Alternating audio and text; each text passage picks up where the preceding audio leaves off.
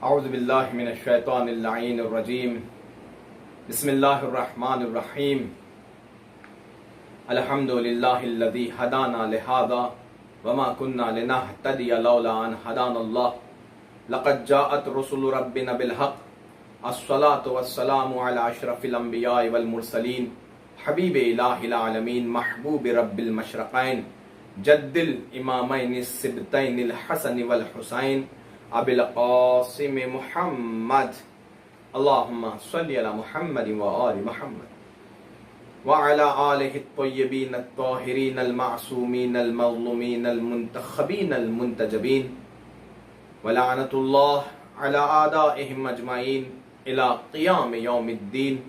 اما بعد فقد قال اللہ تبارک و تعالی فی القرآن الحمید وهو اصدق الصادقین وقولہ الحق بسم اللہ الرحمن الرحیم یا ایہا الذین آمنوا کتب علیکم الصیام کما کتب علی الذین من قبلکم لعلکم تتقون۔ عزیزان گرامی معزز سامعین، السلام علیکم۔ جیسا کہ درس معرفت کے عنوان سے ہم نے یہ سلسلہ شروع کیا، اس آیت کے ذیل میں گفتگو ہوئی کہ اے صاحبان ایمان، ہم نے تم پر روزہ اسی طریقے سے واجب کیا جیسے تم سے پہلے والوں پہ واجب کیا تھا تاکہ تم متقی ہو جاؤ، اور محمد آل محمد کے احادیث کی روشنی میں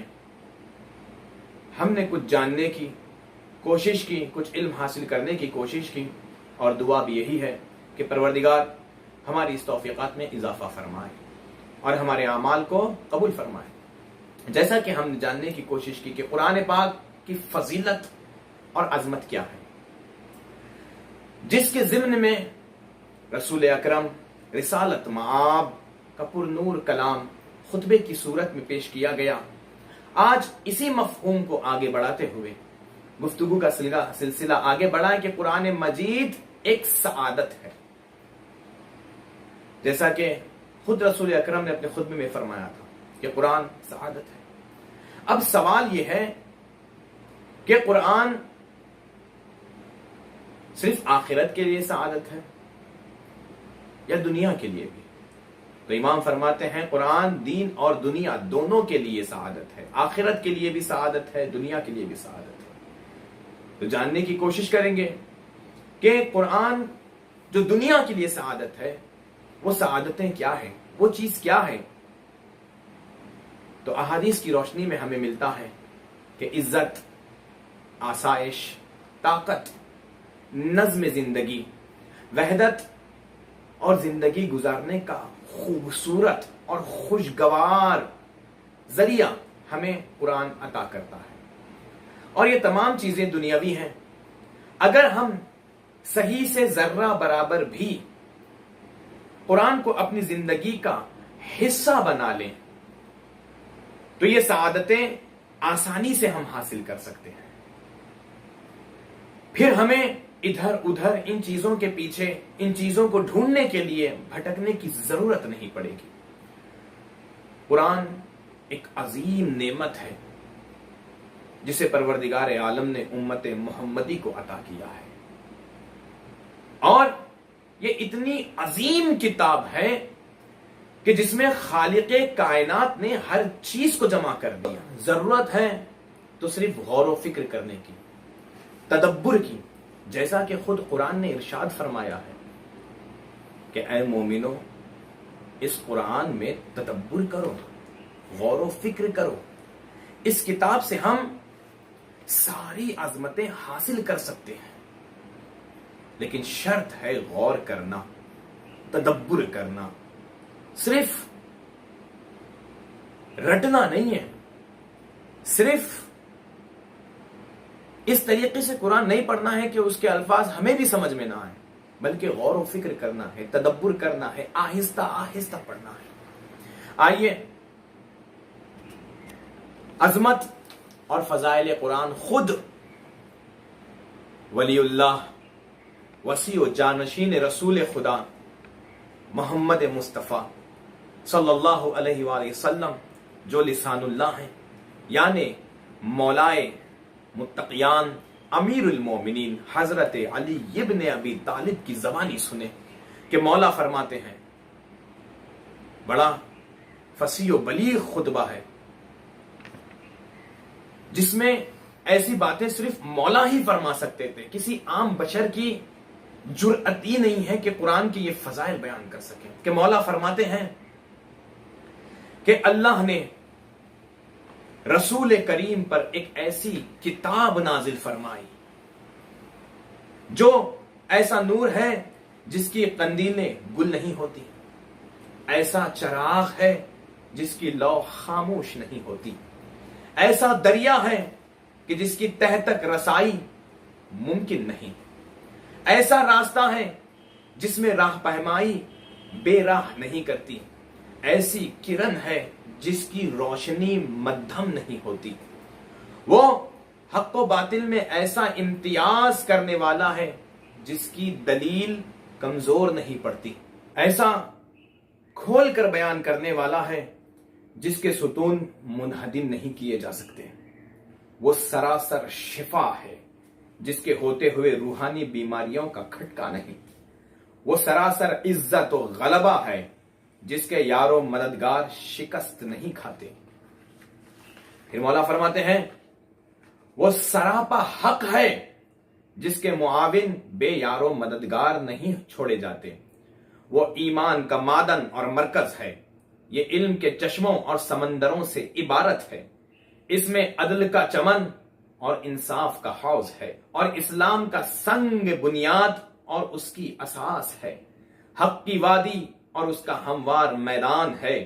वो ऐसा दरिया है जिससे पानी भरने वाले उसे खत्म नहीं कर सकते, वो ऐसा चश्मा है जिससे पानी उलझने वाले उसे खुश्क नहीं कर सकते, वो ऐसा घाट है जिस पर उतरने वालों से उसका पानी घट नहीं सकता,